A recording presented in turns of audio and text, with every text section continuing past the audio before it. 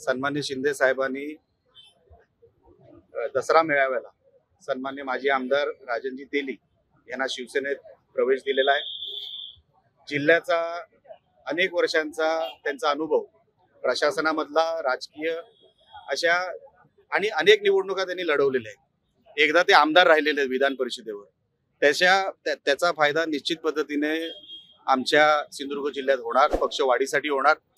अनेक लोक जी कुंपणावर होती त्यांच्या बरोबर जी होती ती पण आता आमच्या पक्षात आलेली आहे।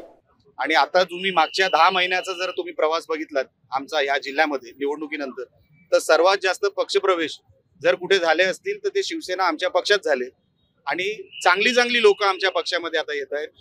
त्यांना वाटतंय की या पक्षामध्ये आम्हाला न्याय मिळेल, आमची कामं होतील, आधार वाटतो, आणि म्हणून त्यांनी आमच्या पक्षामध्ये प्रवेश केलेला आहे। त्यांचं मनापासून मी स्वागत करतो। राजन तेली आणि दीपक केसरकर हे कट्टर विरोधक होते, आज तुम्ही एकत्र आणण्याची किमया केलात, काय सांगाल? बघा, सन्मान्य शिंदे साहेबांची किमया आहे, त्यांच्यावर विश्वास ठेवून सगळे जे येतात ते पक्षामध्ये शिंदे साहेबांवर विश्वास ठेवून येतात।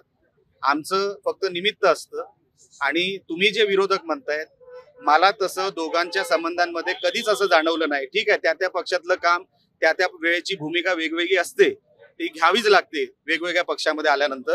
पण कधी तुटवता की एवढं मोठं ताणलं जरी तोडलं नाही, ही जी व्यवस्था होती ही त्यांनी सातत्याने जपली। कधी खालच्या लेवलवर जाऊन त्यांनी एक दुसऱ्यावर टीका केली नाही आणि संबंध त्यांचे चांगलेच होते।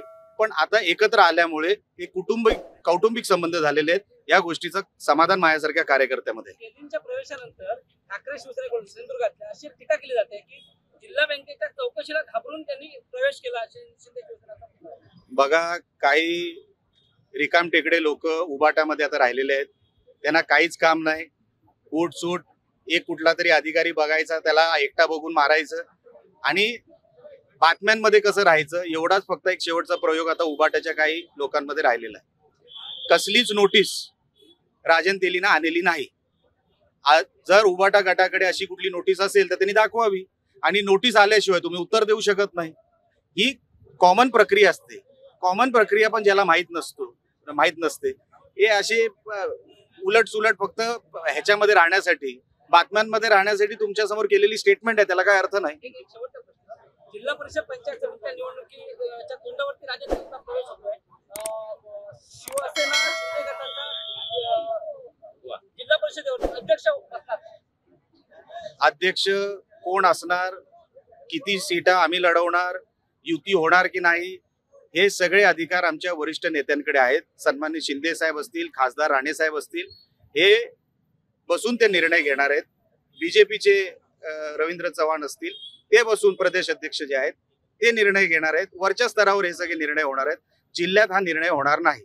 म्हणून उद्या जिल्हा परिषदेला युती होणार का नाही, हे सगळे अधिकार आम्ही आमच्या नेत्यांकडे दिलेले आहेत। आमचा पक्ष वाढवण्याचा कार्यक्रम सुरू आहे, आणि राजन तेली आता निवडणुकीच्या तोंडावर आलेत असं म्हणण्याचं कारण नाही, कारण का सातत्याने मागचे 10 महिने आमच्याकडे प्रवेश होत आहेत, हे तुम्ही बघताय। म्हणून हे काही नवीन सुरुवात झाली अशातलं काही नाही। साहेब, राजन तेली जिल्हा बँकेच्या माध्यमातून नितेश राणेंवरती आरोप केले जाते की जिल्हा बँकेमध्ये नितेश राणे यांनी घोटाळा केला नाही। तुम्ही लक्षात घ्या, तो नोटीसचा विषय होता। तुम्ही जर ती नोटीसची पत्रकार परिषद तुम्ही जर ती ऐकली असेल, तुम्ही कदाचित असालच तिकडे त्या पत्रकार परिषदेमध्ये, त्या नोटीसला उत्तर देण्याचं काम सन्मान्य तेली साहेबांनी केलं। कोणावरही बेछूट आरोप केलेले नाहीत। त्यांना जी नोटीस आली त्याचं उत्तर त्यांनी दिलं, आणि तो विषय आता महायुतीमध्ये ते आता आलेले आहेत। महायुतीमध्ये सामंजस्याने आम्ही हा विषयाचा तोडगा काढू। कुठे काय चुकीचं चालू असेल किंवा झालं असेल तर आम्ही दुरुस्त करू।